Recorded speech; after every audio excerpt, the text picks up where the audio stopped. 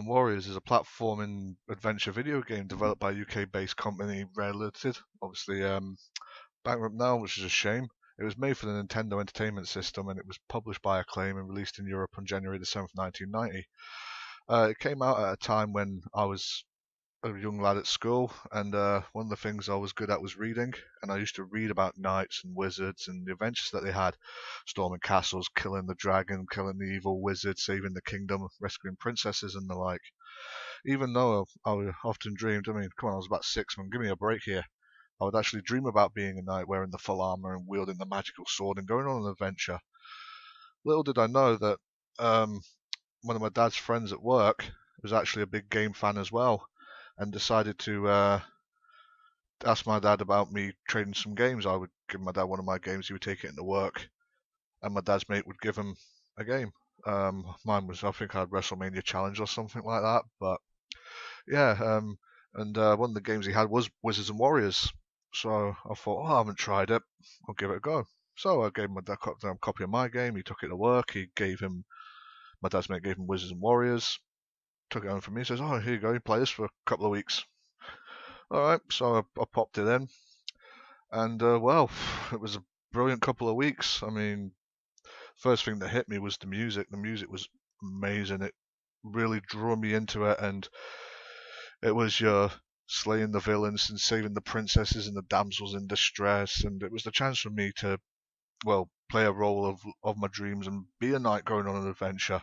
I must admit, though, reading it was a lot easier than actually playing the game because, well, the game was immensely hard. But nevertheless, playing through it for those 2 weeks, I really enjoyed the venture. Well, let's go on to the story, and a lot of people may know this, a lot of people may not, but the story actually started off about this wizard who was named Makil. He lived in the castle of Castle Ironspire, and he was a very, very powerful wizard. Merlin even was trained from him.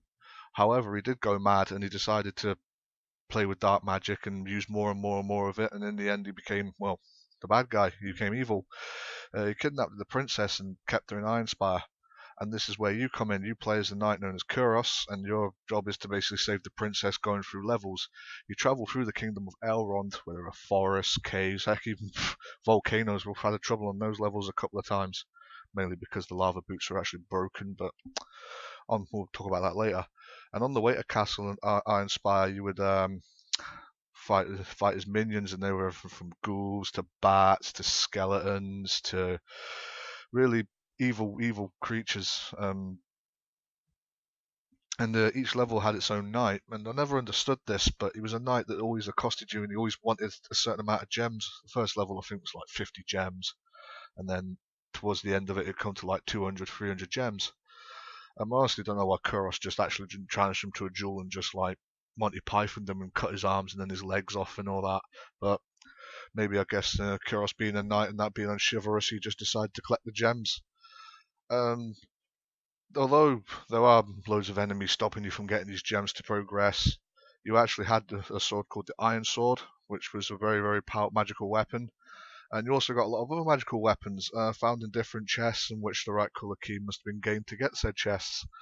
It was well worth your time, though, as these chests contain obviously more gems for the greedy knight, and you got magical weapons and magical items. I mean, these items were like the Shield of Protection, magical dagger, which was like a boomerang, which got upgraded to an axe. It was a really, really good weapon to play around with. You could throw it, jump, and it would loop, and you'd catch it. You also got magical horns for like finding hidden areas, force boots for jumping on enemies. There's also other stuff like the cloak of invisibility, which didn't work. You got a levitating potion, a featherfall potion, which allowed you to float and fall. These obviously stop you from falling damage. When I was young playing this, like I said, I was very absorbed with the music and the look of Kuros in the game itself. The bosses were challenging and were quite fun.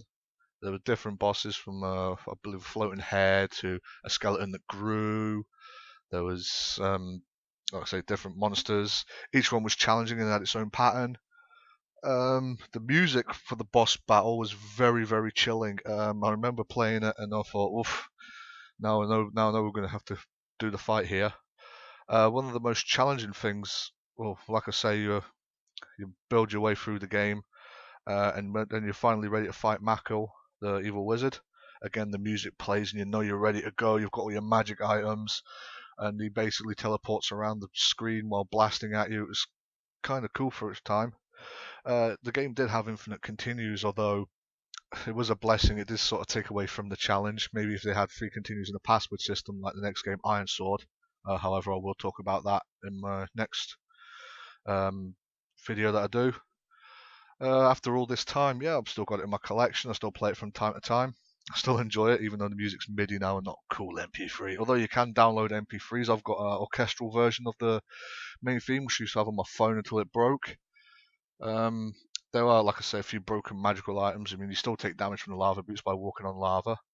Invisibly cloaked doesn't work. However, the good items outweigh the bad items, and it was actually having fun. And even now, defeating Mackel is still worth it after all these years.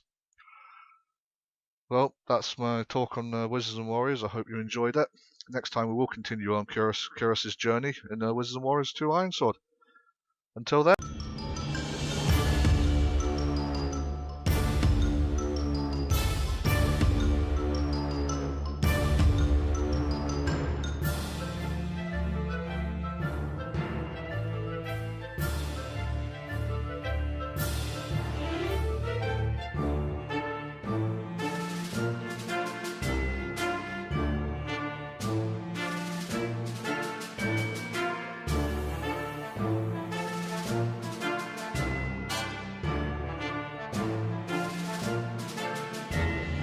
Hello and welcome to part 2 of this retrospective in which I cover Ironsword, give my views on it as both when I first played it as a youngling and now as an adult. As when I was younger, I played it through the first one and defeated the evil wizard at the end, enjoyed it. Thought, yeah, it was over, I rescued the princess. Then I found Ironsword in the shops, saved my money and decided to get it. It's very different, in my opinion.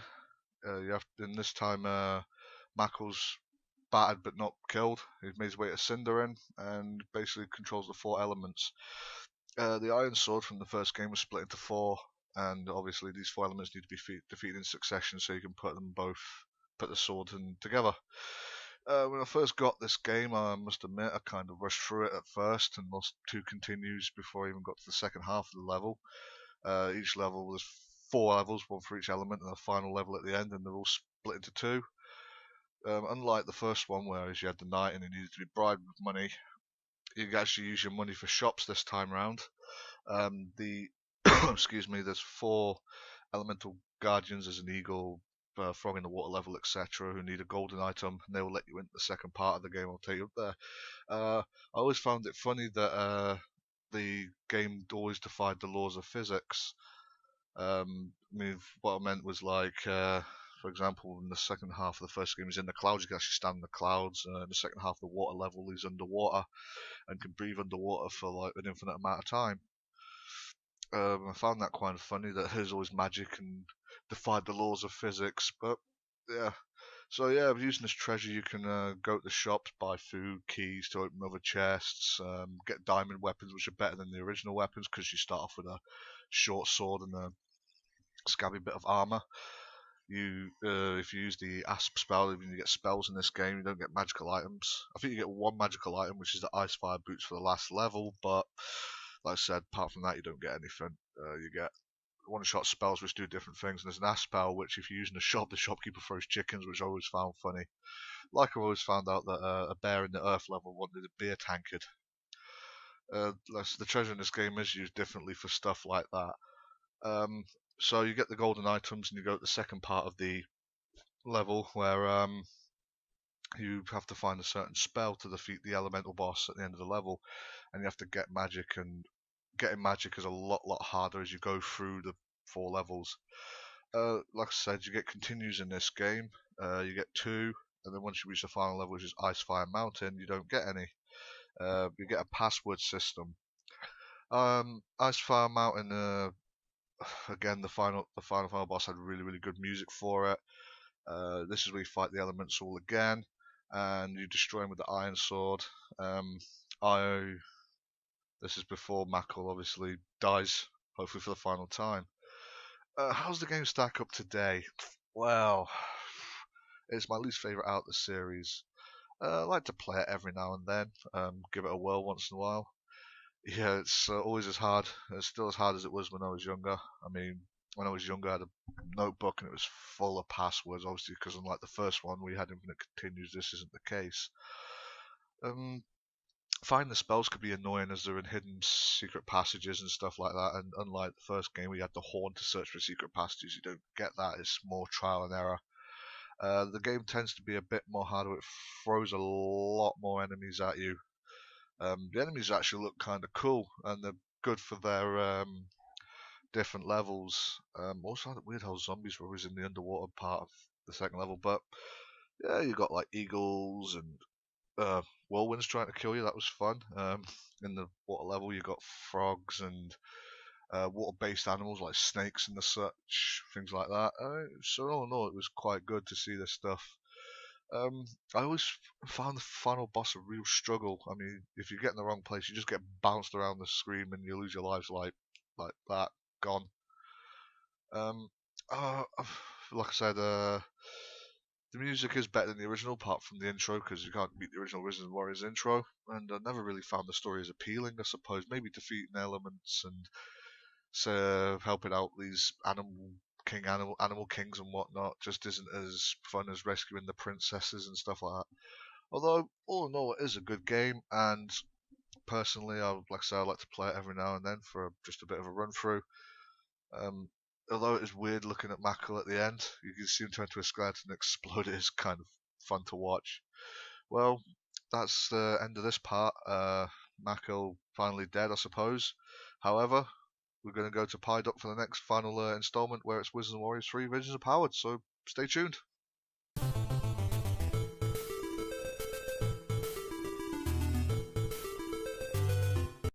Hello, ladles and jello spoons. Welcome to part 3 of this retrospective on the Wizards and Warriors series. I'm going to cover the final game. It's a really good one, Wizards and Warriors 3 Kuros Visions of Power. It's my favourite game in the series. First of all, there's a couple of things I want to get out of the way. First of all, I've always referred to Malkill as Makil. I'll make you doing it. I don't know why I do it, but I do. Second of all, I've forgotten the Treasures of Sindarin from the second game, but they were just worth points, and I never found them that important. If they had awesome abilities, then I might have went out my way to get them. So anyway, I finally completed the game. I got it. I'd beaten the elements, learned all the magic and whatnot. Assembled the Iron Sword, got the Ice Fire boots, climbed the 7 League boots. Sorry, climbed Ice Fire Mountain, and finally got bounced around like a pinball. But I did it. I beat the elemental forms of Malkill. Saw him float, saw his head float, turn into a skull and explode.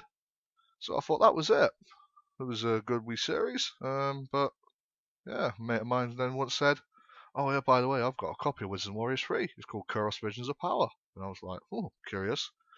Wondering who the enemy was now. Malco was no more. I mean, it turned into a head and then went and exploded into a skull. So I had to play it. I wondered who Kuros was going to fight. So I rented the copy out, started to play it, liked it. So I got myself a copy to keep in my collection. And yeah, I just wondered who the bad guy was.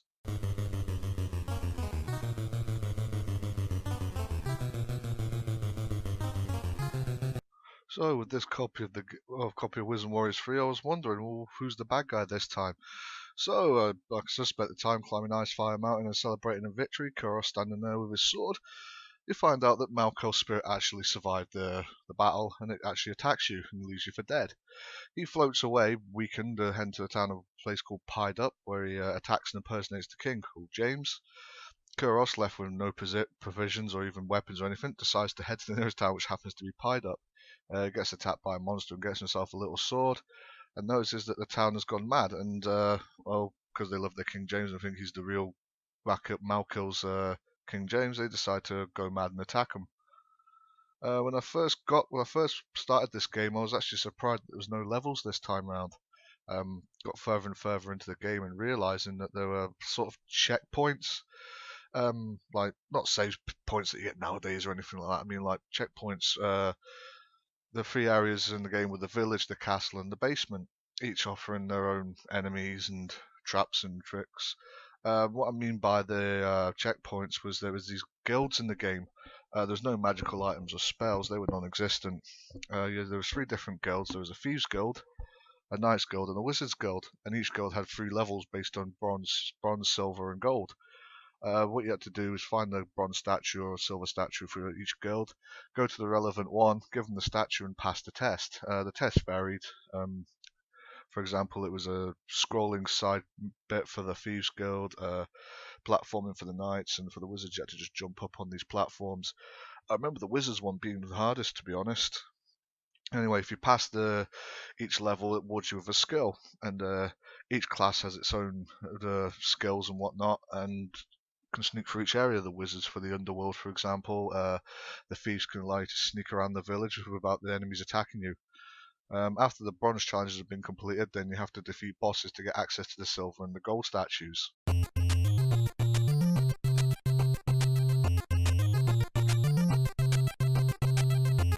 Okay, so about the gold challenges, you complete each one from bronze through to gold. All of them have to be done, and each challenge you complete offers you an ability for your character for Kuros. For example, doing the Thieves Guild ones, for the bronze you get the basic equipment and a dagger. You're allowed to sneak around town without being attacked. The silver challenge you get a crowbar because some windows need to be unlocked, and the gold one awards you with the skeleton key, which allows you to unlock any door in the game. The Wizards ones, which are my favourites, you get first you get a cloak, and then you get a staff, which is a fireball staff. It shoots fireball. And if you do this silver challenge, you get a staff of invincibility, which allows you to walk through the force fields in the game. Some of them do block you from reaching further parts of the game. And then you finally get my favourite one, which is the staff of levitate, which causes Kuros to get into a meditative position and then just start to float. Yeah, and then you get the Knights challenges, and I like these ones. These were some new stuff you got. A bit of throwback to the old game. Old games, you get new armor and a long sword. So you get like a whitish armor with a long sword. Then the silver challenge, you get awarded with new armor, which is a blue armor, and you get a throwing axe similar to the axe of throwing from Wizards and Warriors 1. And finally, you get for the gold challenge, you get a silver armor and a magical two-handed sword called the Silver Sword, and that shoots fireballs like the wizard staff, but a bit more powerful. In some places, you go to the shops in some areas, and depending on which class you pick, it's quite funny. The innkeeper throws you out. For example, if you dress up as a wizard and go to one in the town of Pied Up, he doesn't like wizards and actually picks you up and chucks you out at the end, which is quite funny.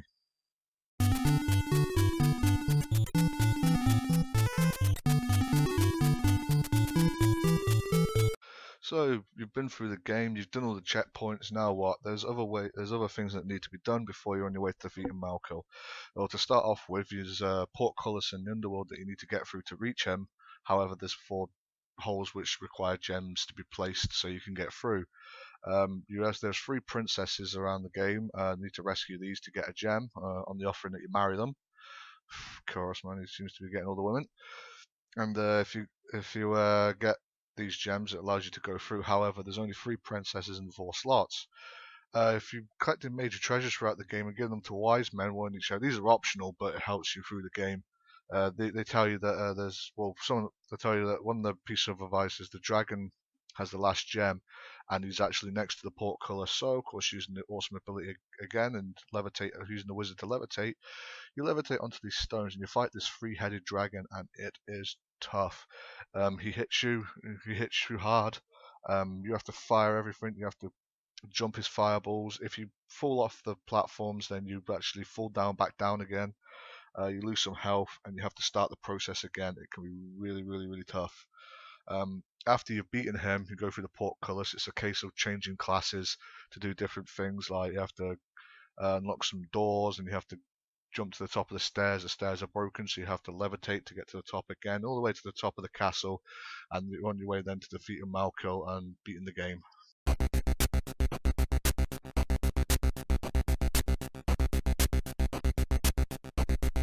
So you're ready to go. You've got everything in check. You've got all your skills. You've done all the gold quests. You've beaten the dragon. You've got the gems. You're ready to go, and you're ready for your final battle against Malco. You go through and you rescue the real king, and he says he's in there. Go beat him. And you go and beat him. However, when you go to approach Malco, he offers you a chance to join him. Of course, if you say yes, you think, yeah, I can do this. He turns on you, and you get the game over screen. It's kind of cheap considering how far you've already got. Remember when it came out, there's no save state, so yeah. However, if you say no, it causes a battle against Malco to begin. To be honest, I found this battle the worst of the three. He stays as the imposter king, doesn't turn into a wizard or anything like that, and he basically just goes up and floats like a plane, throwing blasts at you, and you blast him back with your sword. Or I believe wizard staff works on him. I haven't really tried it to be honest, but yeah, you have blast him, he blasts you back, and it's just the same pattern floats to the left and to the right and just rinses and repeats. I found it a bit of a meh, but yeah. Anyway, after you defeat him, he creates a time warp in the ending. We're going to get here spoilers that he sends you into the future.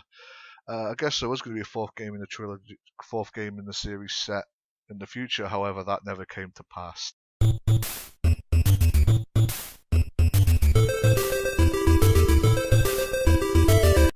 So in conclusion, yeah, I found this game to be my favourite of the series apart from the final battle.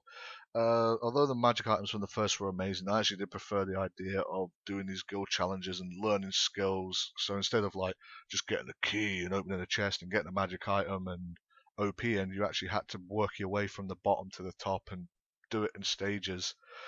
Some people probably found that it was a fetch quest to get the statue and go to the guild to do the test, but I liked it. It was good fun. I also liked the fact that there was no levels, how it was a giant map. There were a few things that did annoy me.